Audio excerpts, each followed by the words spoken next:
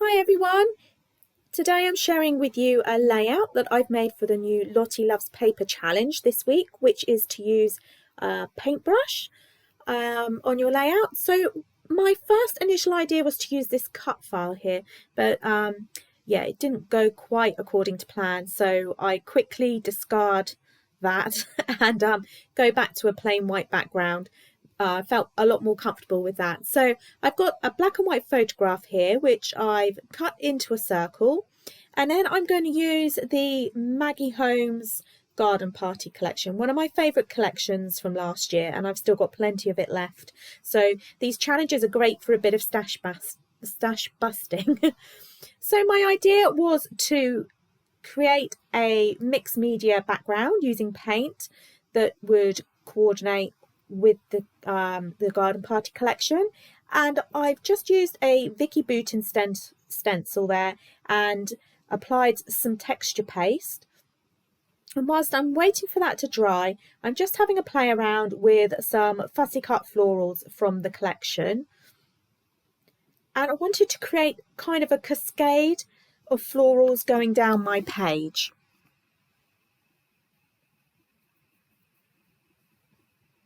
So just fussy cutting out a few more of the florals. I won't bore you with all of the fussy cutting that I do. I haven't done too much texture paste there, but once I'd added some of the florals to my layout, I decided I needed to add a little bit more texture paste because I'm going to add paint on top of that area, and I'd covered most of it up, as you do with mixed media, with the paper.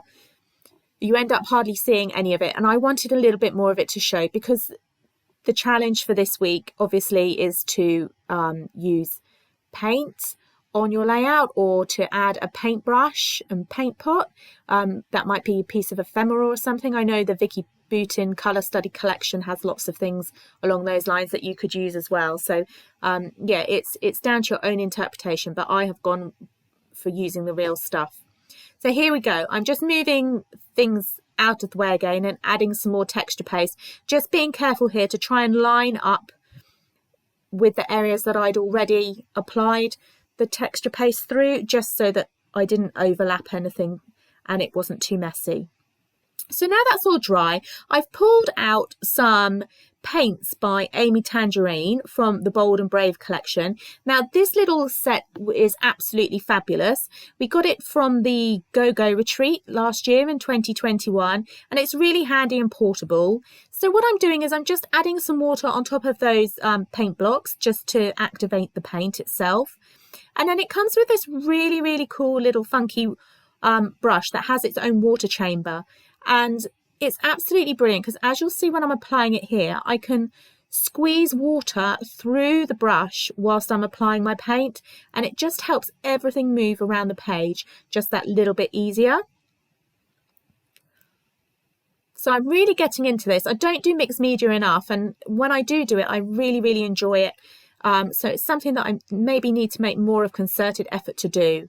So I'm mixing up my paints to try and colour coordinate with the Garden Party collection, and just squeezing little bits of water out every now and again, as you can see there, and using my finger to move the paint around the page, and also lifting it up slightly to allow it to drip and have a bit more of a organic feel to it. I wanted to add a little bit more area of darker paint, so I've started with light and then built up with the darks, and then whilst that paint is still wet, I'm then adding some paint splatters on top, and some of these will form proper splatters, and others, because they're landing on the area that I've already added the paint to, sort of merge a little bit more. And then I'm also adding some white acrylic paint splatters here, and I love the way when it hits the water area it just sort of dissipates and merges into one. So quickly drying it off with my heat gun. I don't do that very often because it does warp your paper, but because I've used a sheet of the Vicky Boutin mixed media paper or cardstock, it's a lot thicker than your regular card stock that you would use, so it can hold paint a lot, you know, a watered down area a lot better without warping too much. So I just used the heat tool just to speed it up a little bit. I didn't have much time to create this layout, so I was trying to be as quick as possible. So I'm happy with where the placement of the florals are, and starting to adhere some of them down to my page. Now I'm using double-sided tape for that, just because I find that sticks a lot better to that texture paste area, because that's raised off of the cardstock. I find glue doesn't work too well.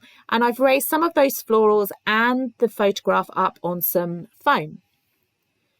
Now, because I had that circular photograph, I wanted to add in some more circular elements to my layout, and just having a rummage through and found some of these old Project Life pieces, and I felt like the black and white really went nicely with the pinks that I've got going on this page, and just helped the page pop a little bit more and come to life. So I've taken a couple of the circular elements from that. One says memory number at the bottom, and the other one says captured with a cute little camera on. And there's a few, well, there was one arrow, but I created another one from a tag that was in the collection. And just tucking those in, and I really like how they help tie the whole layout together. They work nicely with the colours in the collection, and also just make that photograph a little bit less prominent on the page. It doesn't stick out quite so much, you know, like a sore thumb. It just helps it all blend together nicely. So I've got some of the gold stickers left from this collection, and I'm layering up on top of my florals.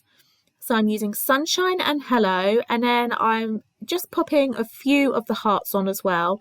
I haven't stuck them down straight away. You'll have seen me cut the words out but keep them on their clear cellophane backing. That way I can move them around the page to see where best fits for them.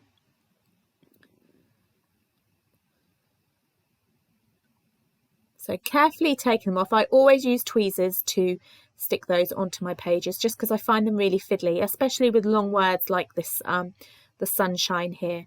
Just find tweezers gives me a little bit more control over to where those words are going to stick down.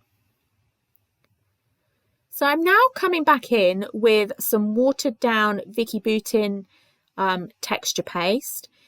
I love these colours that you can get that she does. You don't have to use them straight as a texture paste. You can use them like I am here as a paint. And I just felt that the darker pink just helped make the page pop a little bit more and come alive. So just having a fiddle in, filling a few areas in, like inside that gold heart sticker that I put on, and just extending my area of mixed media a little bit more. And then the last thing that I wanted to do for this layout was to add some stamping. And instead of using ink on my stamp there, I'm using the same coloured paint from that little paint kit by Amy Tangerine. And I love the softer effect that it gives. You just need to make sure that if you are using paint on a stamp on your pages, that your paint isn't too watery, because then it bleeds a lot. So just a minimum amount of water, and then you'll get a clearer image print on your layouts. So just adding the final few touches now, a few word stickers from the collection, and my page is done. So thank you very much for joining me today. I hope you've enjoyed watching the process video, and it might encourage you to have a go at using some mixed media on your layouts. So this has been Vic for Lottie Loves Paper for the paintbrush challenge, and I hope to see you again soon. Thanks then, bye.